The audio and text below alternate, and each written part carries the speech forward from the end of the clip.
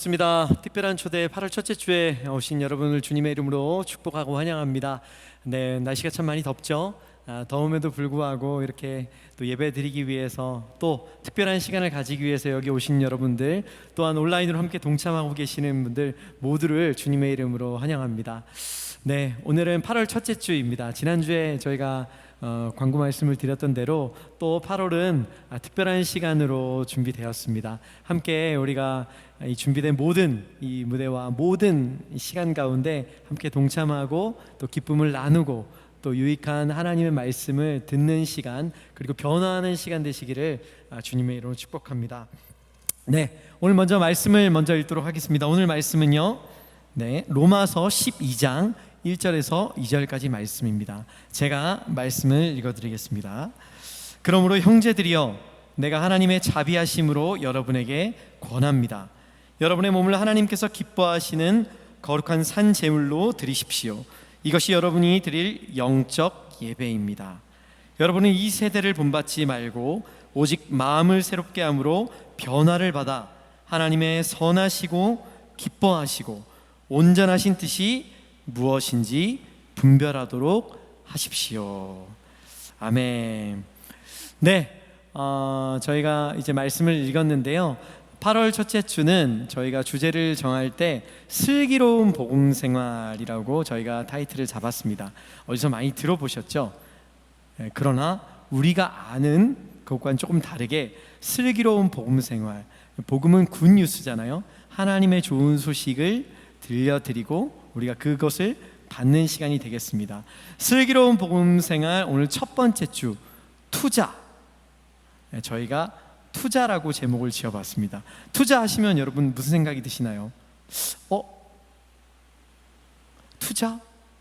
뭔가 궁금하기도 하고 또 뭔가 의문점이 생기기도 하는 그런 단어입니다. 사실 교회에서는 이런 단어가 조금 생소할 수도 있겠죠. 하지만 투자, 어떤 투자의 시간이 우리를 또 기다리고 있는지 오늘 또 귀한 강사분을 모셨습니다. 오늘 귀한 강사분을 모셨는데 오늘 귀한 강사분 제가 한번 소개해드리고 싶습니다. 투자에 관한 메시지를 나눠주실 강사분이십니다. 현재 키움에셋 플래너, 돈 걱정 없는 우리집 지원센터 센터장으로 섬기고 계시고 전문 재무상담사이신 김의수 센터장이십니다. 우리 센터장님 잠깐 모실 텐데요, 우리 모실 때 우리 큰 박수로 우리 환영을 부탁드립니다.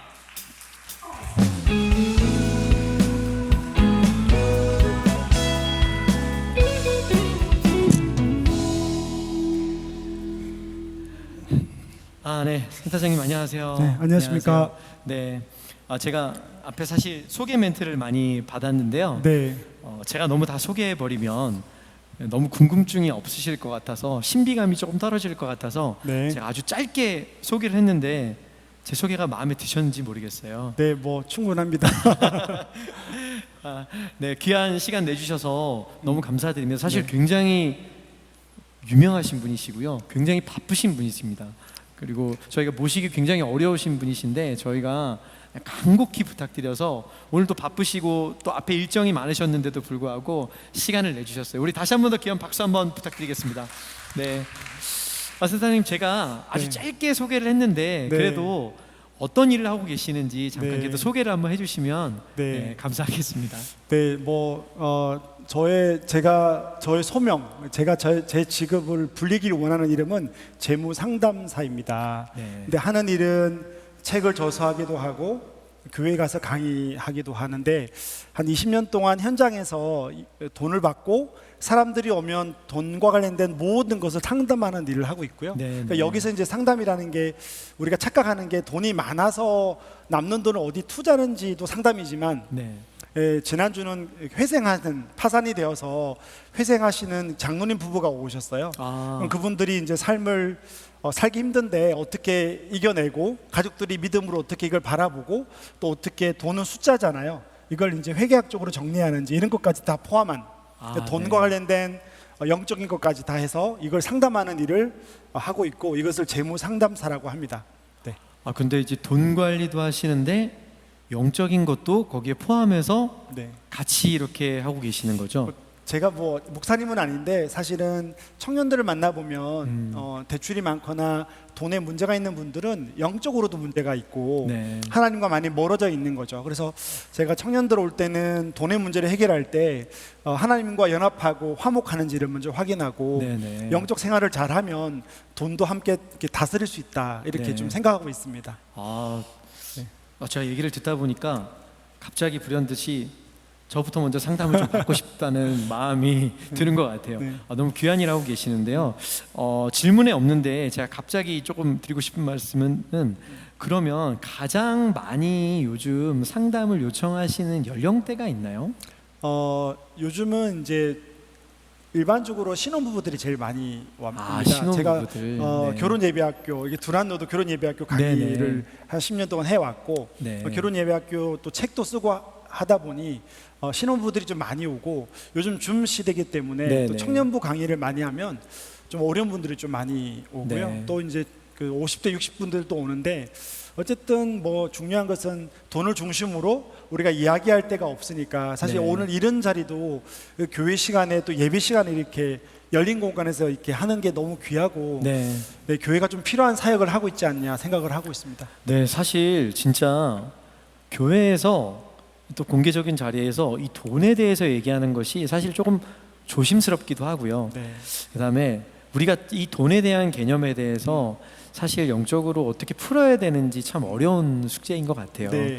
그래서 사실 투자라는 제목을 저희가 정하긴 했는데 이 투자, 저희가 이제 투자는 어떤 건지는 아는데 왜 투자를 해야 되나 이게 굉장히 궁금할 것 같아요. 네. 많은 분들이 네. 투자하면 크리스찬이 투자해야 됩니까? 그러게요. 투자를 해야만 합니까? 라는 질문이 반드시 있을 것 같아요. 네. 그래서 조금 어떻게 생각하시는지 나눠주시면 좋을 것 같아요. 네, 오늘 뭐 어쨌든 한 15분, 한 20분, 25분 뭐 목사님 좀 더 해달라 그러는데 강의 시간 이야기 하겠지만 일단 우리가 사실 우리 부모님 세대 1960년, 70년, 80년대만 해도 네네. 투자를 안 해도 되는 시기였어요. 네. 그때는 이자가 은행에다가 만약에 어떤 장로님이 은퇴를 하고 은행에다가 1억을 맡겨두면 월 7, 80만 원이 나오던 시대였거든요. 네. 그러니까 지금은 7, 80만 원 받으려면 은행에 6, 7억을 맡겨야 되는 거니까 돈의 가치가 그만큼 없고 인플레이션은 있는 거죠. 특히 네. 요즘 이제 자산 가치가 올라서 이렇게 청년들이나 신혼부부들이 믿음으로 이렇게 결혼하고 아무리 믿음으로 살려고 해도 네, 집값이 너무 많이 올랐잖아요. 그렇죠. 네, 그래서 하나님 우리를 다스리고 우리를 먹인다고 했는데 또 세상에 나가 보면 진짜 하나님이 날 책임질까? 이런 믿음 없는 것도 있고 그러다 보니 이제 투자라는 것들이 그리스도인이든 아니든 우리 일반 국민들에게 하나의 이슈가 된 거죠. 그래서 예전에는 은행에만 맡겨도 먹고 사는 문제가 해결됐는데 이제는 은행에 맡기면 너무 이자가 작고 물가는 오르고 자산 가치가 오르니까 네. 투자를 해야 되지 않나? 이런 이제 대안 제시가 되는 거죠. 네, 네. 말씀을 듣다 보니까 제가 빨려 들어가는 것 같아요. 여러분도 그러시죠? 뭔가 궁금증이 말씀을 들으면 들을수록 제가 받은 질문이 있는데 이것 말고 자꾸 제 사심이 나오려고 네. 해서 너무 궁금한 것들이 많아져서 질문을 하고 싶은데 그런데 그렇게 바쁘신 와중에 책도 쓰셨어요. 네. 제가 오늘 책을 잠깐 가지고 네. 나왔는데요. 제목이 굉장히 인상이 깊습니다. 돈 걱정 없는 크리스천. 네. 일단 제목이 너무 끌려요. 돈 걱정이 없는 크리스천. 아니 이 책 소개 좀 잠깐 해주실 수 있으실까요? 네, 2년 전에 나왔고 두란노에서 나왔습니다. 네.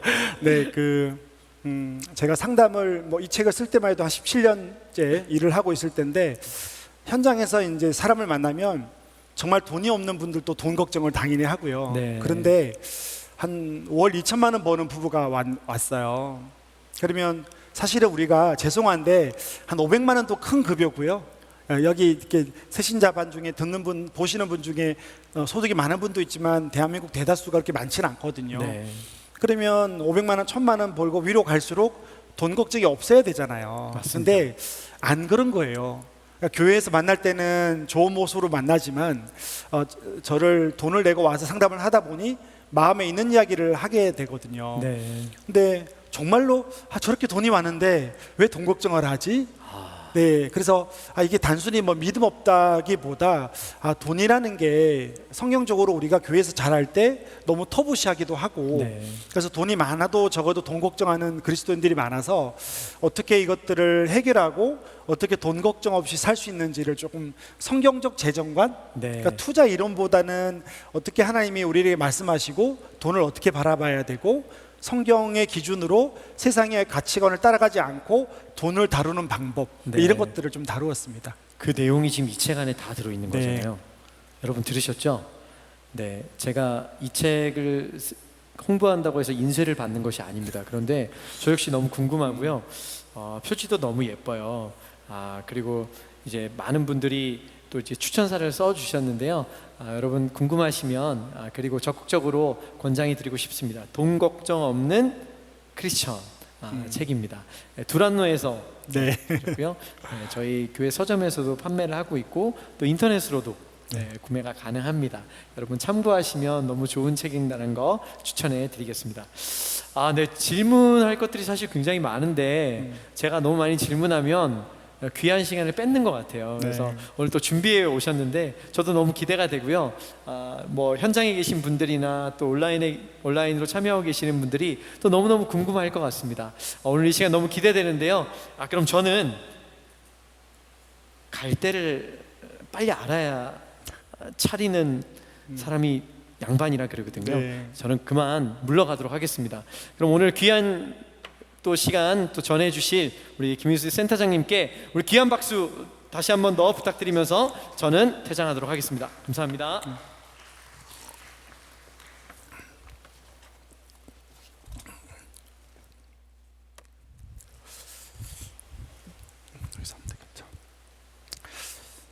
네, 한 20분 정도 오늘 강의 요청을 받았는데 사실은 재정에 대한 강의는 한 2시간 정도로 돈 전체를 다루고 그 안에 여러 가지를 다루게 됩니다. 심지어 내 집 마련도 있는데 오늘은 교회에서 저에게 요청하기를 아예 대놓고 투자 이야기를 해달라고 해서 되게 좀 당황됐습니다. 특히 예배 시간에 슬기로운 재정 생활도 아니고 아예 그냥 투자 이야기를 하라고 해서 여러분들에게 한 20분 정도 오늘 뭐 어떤 종목을 고르고 뭐 어떤 투자를 해야 되는지 이런 어떤 방법론적인 것보다 그리스도인들이 어떻게 하나님의 방법으로 또 투자를 해야 되는지 안 해야 되는지 또 뭐 비트코인이나 암호화폐 뭐 주식 이런 것은 해도 되는지 안 해도 되는지 이런 것들을 한번 살펴보고자 합니다. 목사님이 저에게 말씀을 하나 달라고 했을 때 제가 항상 재정 생활에 이야기할 때 로마서 12장 1절과 2절 말씀을 드립니다. 이유가 뭐냐면 로마서 1장과 12장 1절 2절은 로마서 13장까지는 이방인들이 그 당시 헬라인들이었죠. 예수님을 믿음으로 믿고 오직 우리의 구원은 칭의, 오직 믿음으로만 하나님의 은혜로만 구원을 받는다는 게 로마서 11장 마지막 절까지 이야기입니다. 근데 바울은 11장 마지막을 끝내고 그러니까 하나님의 은혜로 우리는 구원을 받는다라고 끝내는데 12장 1절을 그러므로라고 시작합니다. 이렇게 우리가 하나님의 절대적인 주권과 은혜로 구원을 받았는데 그러므로 해야 될 게 있다는 거죠. 그 첫 번째가 우리의 삶과 우리의 몸이 영적 예배로 드릴 것을 요구하는 거죠. 사실 헬라 철학은 이게 이혼론적 세계관 때문에 예수님을 믿었지만 내 몸과 내 삶을 마음대로 살고 있었던 것들이 많았거든요. 그래서 바울은 그 이방인들과 헬라인, 로마인들에게 예수님을 믿고 구원받는 것은 삶까지 따라가야 된다라고 이야기를 하고 12장 1절부터 이야기하는 거고요. 그래서 12장 2절을 보면 굉장히 중요한 단어가 뭐냐면 이 세대를 본받지 말라라고 했는데 영어로 보면 패턴이라고 나와, 이 세대에 대해서. 그래서 이걸 오늘날 말씀으로 저는 같이 여러분들하고 투자를 가지고 나누고 싶은 거죠. 오늘날 믿음으로 구원받은 너희가 이 땅의 문화와 가치관을 따라가지 말고 마음을 새롭게 해서 변화를 받아서 새로운 패턴의 삶을 살아라 라는 말씀을 가지고 오늘 여러분들에게 도전을 주고자 합니다. 자, 이걸 투자도로 왔을 때 마찬가지죠. 우리는 지난 한 1년, 2년 작년 코로나 이후에 뭐라 그럴까, 많은 그리스도인들이 투자를 안 하고 있던 사람들이 굉장히 갈등들을 하게 됩니다. 실제로 상담을 하게 되면 집사님, 저는 암호화폐 안 했는데 우리 친구가 이렇게 돈을 벌었어요. 저는 하나님의 방법이 아닌 것 같아서 주식은 투기가 아닌가요? 그래서 투기인 줄 알고 주식을 안 했는데, 교회 다니는 분들이 많이 하고 있고 실제로 여기저기서 나는 1,000만 원을 넣어서 3천만 원이 됐어, 이런 이야기를 들을 때마다 성도들이 많이 힘들어하고 나도 투자를 해야 돼, 이런 마음들이 많다는 겁니다. 그래서 오늘 여러분들에게 이 투자에 대해서 어떻게 바라보고, 또 그리스도인 입장에서 이 투자와 투기가 어떻게 다른지를 좀 생각하고 좀 봤으면 좋겠습니다. 제가 자료 화면들을 좀 가지고 왔는데 몇 가지 넘어가면서 하겠습니다. 여러분 보시면 이런 질문들이, 사실 이 질문은 제가 3년 전에 두란노에서 경제정리팀인가 이렇게 해서 제가 전체적으로 한 3주 정도 강의를 할 때 받은 질문입니다. 제일 많이 받는 질문이 성경에서 말하는 그 불로소득이 뭡니까? 라고 물어보는 거죠. 그래서 주식이나 암호화폐 이런 것들이 건전한 투자가 아니고 불로소득이 아닌지를 많이 물어보고요. 특히 이제 오늘 투자니까 주식과 비트코인 이런 것들이 해도 되는지에 대해서 많이 물어봅니다. 자, 이후부터 이제 결론을 말씀드리면 저는 해도 된다고 생각을 하고요. 우리가 오늘 이야기하는 것은 절대 진리도 아니고요. 전문가인 저의 한 사람의 견해니까 여러분들이 들어보시고 공부를 해보시기 바랍니다. 제가 다 맞는 것도 아니기 때문에 저의 개인적인 의견을 여러분들에게 드리고자 하니 여러분들이 한번 판단해 보시고 여러분 믿음 생활에 적용하면 좋을 것 같습니다. 왜 저는 주식이 불로소득이 아니라고 보는가 하면, 우리가 은행에다가 주식이 불로소득이라고 생각하는 분들은 내가 돈을 넣었는데 아무것도 하지 않았는데 돈이 자동으로 불려지는 것, 그래서 불로소득이라고 생각하는데 틀린 말은 아닙니다. 하지만 조금만 생각해 보면 그리스도인들이 은행에다가 돈을 넣어놨어요. 요즘 파킹 통장이라고 해서 저축은행에 보통 예금이 말고 자유 입출금으로 하루를 맡겨도 연 2% 정도 이자를 줍니다. 아니면 메이저 은행에다가 돈을 우리가 100만 원을 넣거나 1000만 원을 예치하면 연 한 1%, 한 1, 2%의 이자를 줍니다. 그러면 그것은 불로소득입니까? 똑같은 이치인 거죠. 사실은 은행에서 우리가 은행에 1,000만 원을 넣어두고 아무것도 하지 않았지만 1년 뒤에 100만 원이 붙었다. 그러면 그것도 사실은 일하지 않는 돈, 불로소득이 되는 거지만 사실 그렇지 않습니다. 일하는 돈입니다. 우리가 은행에다 돈을 맡기면 은행도 일을 하게 되고요. 여기저기 기업에다가 대출을 빌려주거나 기업에다가 벤처에다 투자하거나 이런 일들이 은행에서 하게 됩니다. 우리가 S전자를 샀을 때 그 주식은 반드시 주식회사이기 때문에 주식회사는 열심히 일해서 많은 생산성을 높이고 거기에 직원을 두고 직원의 가족을 먹여 살리고 그 기업이 성장하게 됩니다. 그래서 결국은 우리가 은행에다가 돈을 맡기나 투자를 하거나 그게 이자가 붙거나 수익이 붙었을 때 이 모든 것은 불로소득으로 보기 힘듭니다. 그런데 우리가 조심해야 될 것들이 있습니다. 그리스도인들이 투자냐 투기냐를 이야기할 때 세상은 불로소득이 아니다라고 하지만 사실 우리 그리스도인들은 그 과정에서 되게 조심해야 되는 것도 있는 거죠. 은행에도 불로소득이 아니라고 했지만 우리가 주식이나 투자로 넘어올 때 그 투자가 투기가 될 가능성이 많습니다. 그래서 가장 큰 게 투자와 투기를 어떻게 구분하느냐 한번 생각해 보십시오. 어떤 건 투자고 어떤 건 투기다. 사실은 여러분 전문가에게 물어봐도 대답이 다 다를 것 같고요. 저에게 물어봐도 저는 투자와 투기는 종이 한 장 차이고, 어떨 때 내가 투자의 마음으로 투자를 할 수도 있지만 또 내 마음에 욕심이 생기고 하나님에 멀어지고 내 삶에 내가 주인이 되어서 돈에 눈이 멀면 그 투자는 투기의 마음이 될 수가 있는 거죠.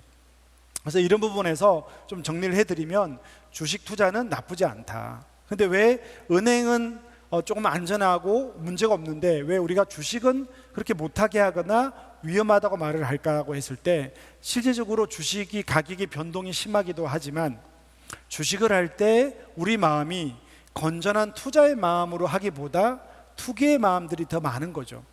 그래서 투자와 투기의 마음은 어떻게 다를까 하면 투기의 마음은 시간을 기다리지 못하고, 그 다음에 적정한 수익을 뛰어넘는 대박을 노리는 것, 그 마음을 많이 뺏기면 우리 누구나 다 주식을 사놓고 투기의 마음을 가질 수 있는 거죠.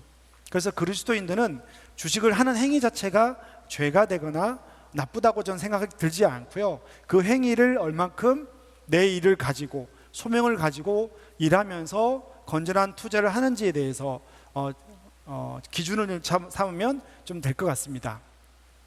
저기 3번째 질문도 있는데, 부동산 투자도 오늘 좀 질문이 있어서 나중에 이 질문 가지고 대답을 좀 해드리도록 하겠습니다. 그래서 우리가 투자와 투기를 이렇게 좀 구분할 수 있고요. 어쨌든 돈이 지배하는 시대인데, 제가 여러분들하고 오늘 크게 이제 한 10분, 15분 남은 시간 동안 나누고 싶은 것은 두 가지입니다. 하나님이 돈에 대한 마음. 여러분들이 이제 예수님을 믿고 구원받고 하나님 나라에 들어오셨으니까 새신자반이지 않습니까? 그러면 먼저 여러분들에게 제가 알려주고 싶은 것이 뭐냐면, 하나님이 돈에 대한 어떤 관심과 하나님 아빠가 어떤 마음이 있는지를 저는 말해주고 싶은 겁니다. 여러 가지 11조에 대한 이야기가 있지만 신명기 14장과 12장을 보면 여러분들이 나중에 한번 찾아보십시오. 계속 나오는 게 11조라는 게 그냥 주님께 돈을 바치고 하나님이 가난하니까 돈을 내라, 그 당시에 이집트 문화는 그랬습니다. 메소포타미아와 고대 근동 지역에 그때도 다른 나라와 다른 지역도 11조가 있었습니다. 제사장에게 10의 1을 바치는 거죠. 하지만 그들은 가짜 신임으로 그냥 10의 1을 바치면 끝났습니다. 하지만 우리 하나님이 원하는 것은 저 문구에 이런 말들이 자주 나옵니다. 너희가 함께 내 앞에 나와 함께 먹고 즐거워 마시라. 하나님이 원하는 것은 우리가 그분 앞에 나와, 중요한 겁니다, 먹고 마시는 것들을 함께 하는 겁니다. 그래서 구약 전체에 흐르는 부에 대한 이야기는 개인에 대한 이야기가 아니고 하나님 공동체, 하나님 나라, 교회, 이렇게 보시면 됩니다. 자, 그럼 우리가 공부를 하나 했습니다. 내가 앞으로 투자를 해서 돈을 벌던 뭘 하던 이 경제 행위는 우리 가족도 먹여 살려야 되겠지만 여유가 생기면 어떻게 해요?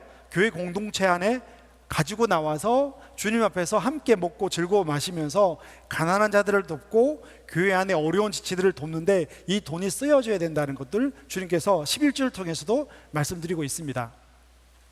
이게 제사인데요, 우리가 주님께 나가서 제사 지낼 때 이게 뭔지 아십니까? 소와 양의 껍질입니다. 이것도 여러분 공부해 보시면 되게 재밌습니다. 하나님이 우리의 제사를 받으실 때 주님이 받으시는 것은 껍질입니다. 소나 양을 잡아서 껍질을 태우면 그게 화제가 되어서 향기로운 제사의 냄새가 되는 거죠. 그래서 제사가 끝나고 나면 고기 있죠. 고기는 우리가 먹습니다.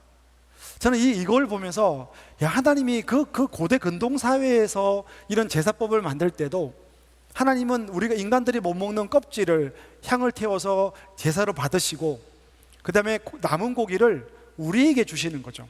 그래서 이런 것들을 보면서 우리 교회 안에서 돈은 공동체로 함께 쓰여지고 하나님이 기뻐하시는 것은 우리가 함께 먹고 즐거워하는 것을 알려주는 것을 알 수 있습니다. 신명기 15장에 확실히 나옵니다. 신명기 15장을 보시면 4절 5절에 너희가 내 명령을 지켜 행하면 내가 너에게 복을 주는데 그 복이 뭔지 아십니까? 저는 늘 옛날부터 구약의 복은 부자가 되는 것, 내가 잘 되는 것, 땅을 기업으로 받는 거라고 생각했는데 말씀을 보니까 반드시 복을 주는데 그 복이 이 땅에 가난한 자가 없다는 게 복인 거예요. 그리고 또 11절에 뭐라고 말하는가 하면 그런데 이 땅에 가난이 끊이지 않을 거다. 그래서 너네들이 열심히 노동하고 수고해서 돈을 벌면 사람들을 위해서 써라. 이게 하나님의 마음인 거죠. 저도 딸을 3명 낳았는데 똑같습니다. 여러분 중에 저도 이제 50대 중반인데 아이들이 뭐 20대 중반 이렇게 넘어갔거든요. 그러면 아이들이 나중에 결혼했을 때 아이들이 2-3명 있다고 생각해 보십시오.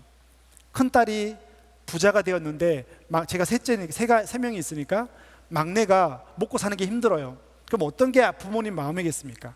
큰 딸이 잘 사는 것도 좋지만 막내에게 나누어져서 생존을 위해서는 힘들지 않도록 그게 아버지의 마음이다, 이렇게 생각하면 되고요. 여러분들이 크리스천 재정의 가장 큰 돈은 투자를 해서 우리가 수익이 나든 뭘 하든지 간에 우리 가족이 먹고 살고 외에는 우리가 교회를 위해서 공동체를 위해서 흘러보낸다라고 생각을 하시면 될 것 같습니다.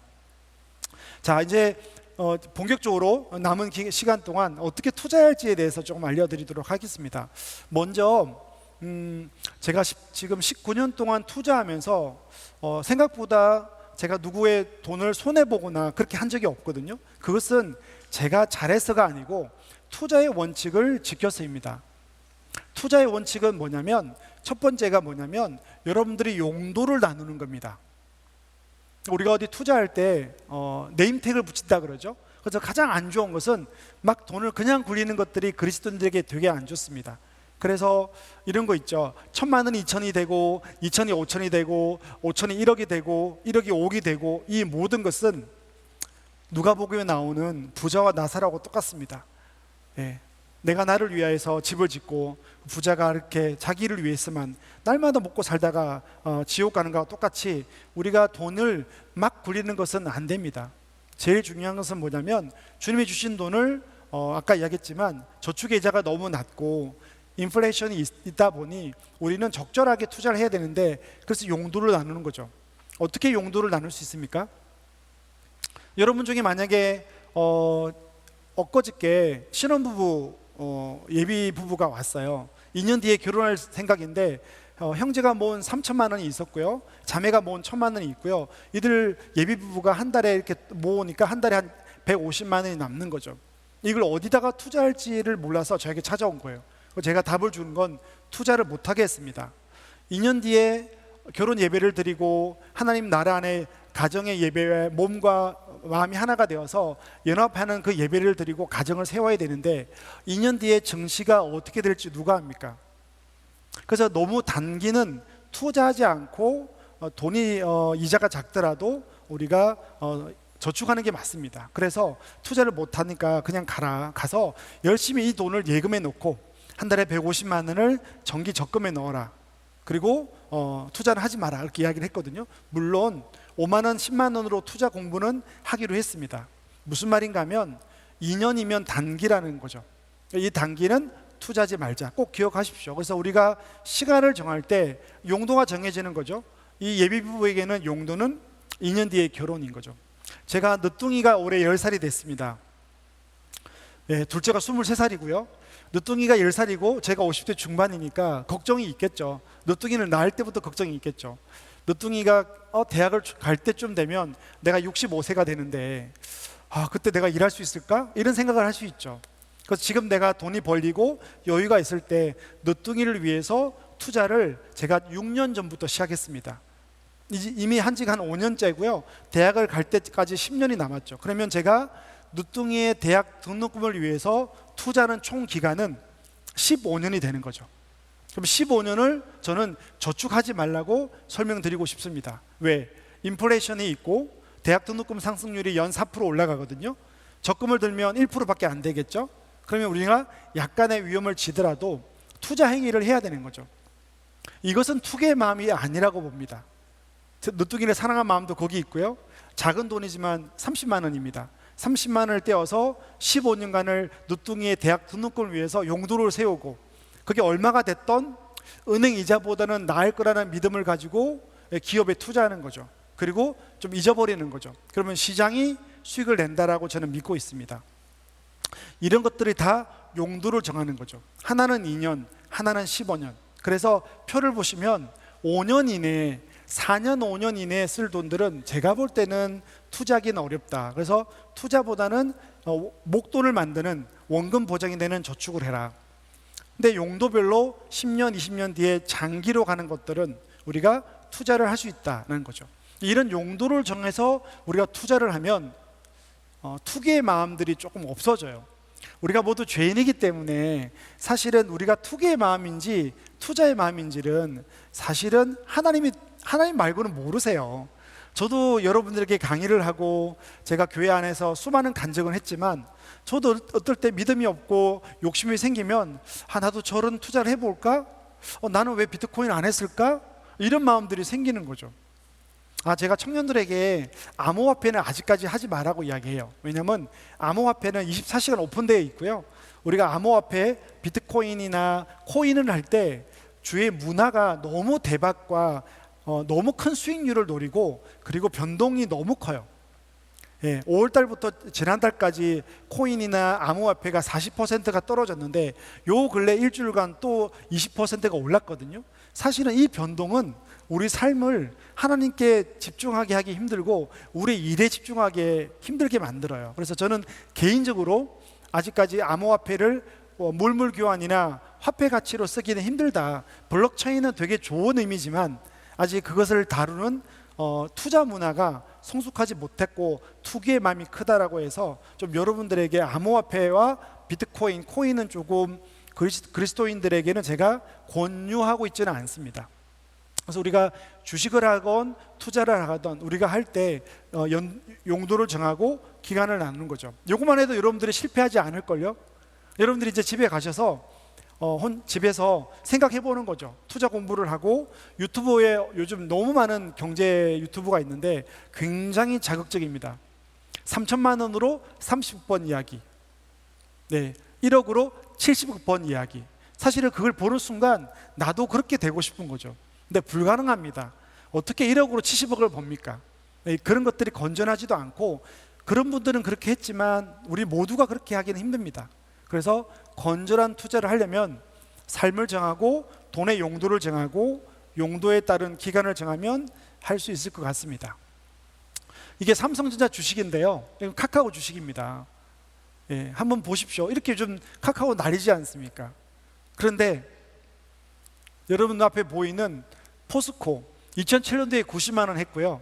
10년 전에 40만 원인데 지금 더 떨어졌습니다. 무슨 말 하고 싶은가 하면 생각보다 어렵다는 거예요. 요즘 카카오가 오르고 난리를 치지만 실제로 10년 전에 똑같았던 거죠. 2007년도에 워런 버핏이 포스코를 주식을 매입하고 나서 포스코 주가가 90만 원까지 올랐습니다. 그리고 지금 34만 원밖에 안 됩니다. 14년이 지났습니다. 주식을 사서 10년 묶어두면 무조건 돈이 된다는 것도 되게 어려운 이야기입니다. 왜? 10년마다 트렌드가 바뀌고 경제 전체 흐름이 바뀌기 때문입니다. 그래서 주식이 굉장히 어렵습니다. 그래서 주식이 나쁘지 않지만 그만큼 저는 여러분들에게 어렵다는 것들을 이야기해 주고 싶습니다. 지금 나오는 것들은 10년 동안 다 오르지 않는 종목들입니다. 하지만 우리는 이 종목을 10년 지나야 알 수 있는 거죠. 그래서 제가 여러분들에게 드리는 한국전력은 더 심하죠. 20년 동안 오르지 않았거든요. 그만큼 속지 마십시오. 요 근래 코로나 이후에 주식이든 자산 시장이 굉장히 많이 올라서 지금 나도 빚을 내어서 내 모든 돈을 몰빵해서 하면 될 것 같지만 안 그렇습니다. 우리 영혼이 다 지치고 우리 마음을 다 빼앗깁니다. 그래서 여러분들이 건전한 투자를 하려면 제가 여러분들에게 권유하고 싶은 게 하나 있습니다. 그것은 아까 요 방법입니다. 용도를 정하고 기한을 정하고 이런 방법대로 여러분들이 한번 해보시고요. 제가 하나만 더 보겠습니다. 글로벌 펀드입니다. 제가 이 펀드가 좋다는 개념이 아니고요. 이 펀드를 볼 때 잘 보시면 굴곡이 있는 것들은 중간 계단에 떨어질 때 파는 사람들은 반드시 손해를 봅니다. 그래서 여러분 중에 나는 투자를 해서 이건 제가 이 펀드라는 것은 인덱스를 이야기합니다. 시장. 그래서 개별 종목에 투자하지 마시고요. 가능하면 평균값인 시장에다가 투자를 하십시오. 그리고 한 5년, 10년 기다리면 자연스럽게 은행의 이자보다는 한 두세 배 정도 많이 받을 수가 있습니다. 그래서 그냥 한 5년, 10년 놔두는 거죠. 그래서 이게 글로벌 펀드고요. 이건 국내 펀드고요. 이것은 미국 ETF에 투자하는 펀드입니다. 그러니까 제가 특정 펀드가 좋다는 개념이 아니고요. 시장은 중간에 금융위기가 오던 코로나가 오던 기다리면 시장은 회복되는 거죠. 왜? 자본주의의 기본은 주식회사고요. 어떤 기업이 부도나더라도 또 어떤 회사는 또 살아나기 때문에 그 시장을 다 반영한다고 볼 수 있습니다. 어쨌든 마무리를 하자면 여러분들이 주식을 할 때는 좀 조심해라. 하지만 주식이 비성경적이나 나쁜 것은 아니다. 그래서 아이들 용돈 받은 거 있죠. 이런 것들은 뭐 애플이나 삼성전자나 뭐 여러분들이 공부하셔서 이런 것들에다가 장기로 넣어두는 것도 나쁘지 않습니다. 하지만 주식을 하게 되면 앱을 봐야 되고요. 생각보다 어렵습니다. 그래서 제가 전문가가 추천하는 방법은 주식보다는 여러분들이 시장에다가 투자라고 이야기를 하고 싶습니다. 거의 다 마무리가 됐고요. 자, 정리를 좀 해드리겠습니다. 그리고 질문도 있으니까 질문도 좀 받고 하겠습니다. 우리가 오늘 투자를 하고 있을 때 제가 무슨 이야기를 할까라고 생각해 보니까 요즘 시장은 전부 투자를 하고 있습니다. 어떨 때 보면 청년들을 만나보면 투자가 아니고 투기를 하고 있습니다. 근데 교회에서 이 이야기를 가르치지 않으면, 교회가 이 이야기를 건전한 투자를 이야기하지 않으면 사람들은 세상에 나아가서 모두 투자를 합니다. 그런데 투기의 마음으로 세상과 똑같은 방법으로 투자를 합니다. 그래서 교회가 가르치는 거죠. 그래서 오늘 결론은 투자는 나쁘지 않은 거다. 하지만 투자를 우리가 하는 날마다 우리 마음이 주식을 사놓고 주식이 나쁘지 않지만 날마다 앱을 보고 가격 변동이 날마다 있는데 매 시간마다 들여다보는 것은 굉장히 하나님과 화목하기가 힘듭니다. 그래서 제가 여러분들에게 대하는 용도를 정하고 단기 자금은 저축을 하고 중장기를 투자를 하되 용도를 정해서 투자라고 이야기를 해드렸고요. 그리고 가능하면 암호화폐는 아직까지 변동이 너무 크고 너무 투기가 많으니 안 했으면 좋겠다는 게 저 개인적인 생각이고요. 주식은 나쁘지 않지만 되게 어렵다. 그러면 그리스도인들이 어떻게 투자할까 했을 때 금융 쪽에서는 시장에다가 투자하는 거죠. 미국 인덱스, 그냥 코스피 200, S&P, 다우, 그 다음에 나스닥, QQQ 이런 것들이 있거든요. 그걸 ETF라 그러는데 여러분들이 한번 공부를 해보시기 바랍니다. 그래서 그리스도인들은 세상과 달라야 되는 거죠. 왜 달라야 되는 줄 아세요? 세상은 하나님 없이 사는 고한 거예요. 그래서 자기가 자기 인생을 책임지고, 그리고 그분들은 죽고 나면 끝이라고 생각하기 때문에 이 땅이 굉장히 중요해요. 한 번 살면 끝나기 때문에 잘 먹고 잘 살아야 되는 거죠. 하지만 그리스도의 피로 새 생명이 된 우리들은 이 땅도 중요하지만 그리스도가 나중에 육체의 몸을 가지고 부활했듯이 언젠가 이 끝 마지막이 있고 그 뒤는 새 생명의 삶이 있기 때문에 우리는 달라야 되는 거죠. 그래서 우리가 더 힘든 거예요. 이 땅에서도 잘해야 되고 마지막 하나님 나라를 또 꿈꾸고 우리가 소망해야 되는 거니까. 그래서 이 안에서 여러분들이 투자냐 투기냐는 여러분 마음에 달려 있고, 날마다 투기가 아닌 투자를 하면서 하나님과 화목하는 그런 삶을 살았으면 좋겠습니다. 이상으로 마치겠습니다.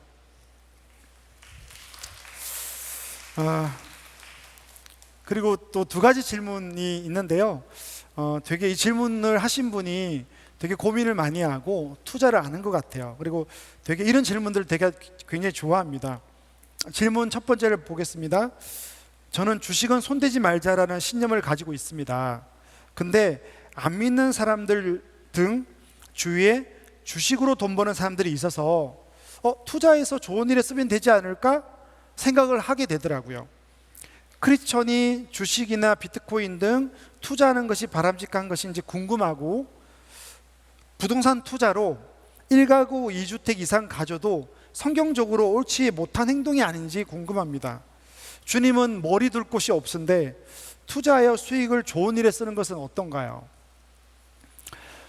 굉장히 이 질문은 좋은데 우리가 죄인이기 때문에 굉장히 조심해야 됩니다. 무슨 말인가 하면, 하나님 입장에서 볼 때는 투자를 해서 수익을 많이 내서 가난한 자와 어려운 이웃들을 돕는 것은 좋은데, 하나님이 원하는 것은 그것보다 내가 하나님과의 삶을 어떻게 사는지를 더 관심 가질 것 같습니다. 내가 이 땅의 주인이고 그거 내가 할 거니까 네가 나와의 어떤 시간을 다 끊고, 네가 예배도 못 드리고 너가 예배자로 잘 살지 못하고 온통 투자와 투기의 마음을 다 빼앗겨서 그렇게 하루를 산다면, 그렇게 난 수익으로 가난한 이웃들과 남들을 돕는 것은 나에게 영광이 되지 않아. 그거는 세상에 다른 사람들도 할 수 있어 라고 주님이 말할 것 같아요. 그래서 미가서에서 내가 천천의 수양과 1만의 양을 가지고도 주님께 예배 드릴 때 주님이 그 예배를 받지 않는다고 했던 것은 내 삶이 중요하다. 내가 인자를 사랑하고 하나님과 그게 동행하는 것들을 원하시는 거죠. 그래서 투자를 해서 여기 수익을 이웃들에게 나누는 것은 좋은 행위지만, 투자 자체를 통해서 내가 하나님과 멀어지고 내 삶의 균형이 끊어진다면 아예 안 하는 것이 낫다라는 생각이 좀 들고요. 하지만 이런 태도는 되게 바람직합니다. 그리고 이제 주택 이야기 오늘 제가 못했는데, 저는 지극히 개인적으로 그리스도인들이 1가구 1주택을 하는 게 좋지 않겠냐고 이야기를 하는 편입니다. 우리나라에 집이 없이 힘든 사람이 너무 많은데, 내가 만약에 돈이 많다고 집을 서너 개씩 갖고 있으면 우리 교회 안에 집 없는 사람이 너무 힘들 것 같아요. 그래서 저는 개인적으로는 내 집을 오를 집을 사고, 또 내가 필요하면 팔고, 교육 때문에 집을 옮기고, 이런 것들을 얼마나 자유롭게 할 수 있고요, 몇십억 집을 살 수 있다고 봅니다. 대출을 받았더라도요. 하지만 내가 집이 있는데 순수하게 부동산으로 갭 투자로 전세를 끼고 사고 팔고 해서 하는 것들은 내가 성경에서 봤던 그 하나님의 마음에 적합하지는 않는 것 같습니다. 질문 하나 더 하고 마치겠습니다. 주식, 부동산 투자 등으로 돈을 벌었다면 수익금을 어떻게 사용하는 것이 성경적일까요? 그리고 나를 위해 저축하거나 투자하는 비율과 타인과 지체들을 위해서 사용하는 비율이 어느 정도면 좋을까요? 주식과 투자로 돈을 벌었는데 수익금을 만약에 이웃과 가난한 사람들과 공동체 지체들을 위해서 주는 것은 굉장히 좋은 일입니다. 아까 첫 번째 이야기했지만 그 일을 동참하기 전에 자기 점검들과 균형과 자기 삶을 계속 돌아봐야 되는 거고요. 이게 목적이 될 수가 있거든요. 그래서 저는 여러분들에게 이 질문하신 지체에게 팁을 드리겠습니다. 어떻게 하는가 하면, 우리가 죄인이기 때문에 제가 그렇게 많이 하는 편이고요, 여러분들이 두 가지를 만들어 보십시오. 하나는 희년 통장을 만드는 겁니다. 희년 통장은 교회 안에 가난한 사람들이나 어려운 분들을 위해서 주기도 하고요, 무이자로 빌려주기도 합니다. 그게 희년 통장입니다. 또 하나는 제가 똑같이 하는 방법입니다. 여러분들이 1,000만 원을 투자해 보십시오. 여윳돈 중에서. 그리고 한 3년, 5년, 10년 가면서 만약에 1,000만 원을 투자했는데 마음을 뺏기지 않고요, 한 5년 뒤에 200만 원이 생겼어요. 그러면 기도하십시오. 그리고 미리 돈을 떼놓아야 됩니다. 선행 통장, 섬김 통장, 섬김 투자 통장, 이렇게 만들어 놓는 거죠. 그래서 100만 원, 1,000만 원을 넣어두고 그 돈이 수익이 날 때마다 기도해 보십시오. 하나님이 여러분들에게 그 돈이 필요한 것을 보여주십니다. 그러면 그때 이 200만 원을 그 지체들과 하나님 나라를 위해서 쓰면 되는 거죠. 또 1,000만 원을 또 투자하고요. 그래서 우리가 우리 재산 모두를 막 주거나 균형 없게, 규모 없게 하지 말고요, 누구를 섬길 때는 우선 내가 내 삶을 위해서도 준비하고 일정 부분 떼놓는 거죠. 10분의 1은 11조, 10분의 1은 섬김 통장, 10분의 1은 선교와 기부, 이렇게 떼놓고, 통장을 떼놓고 거기서 투자해서 수익이 나면 얼마든지 쓰면 되는 거죠.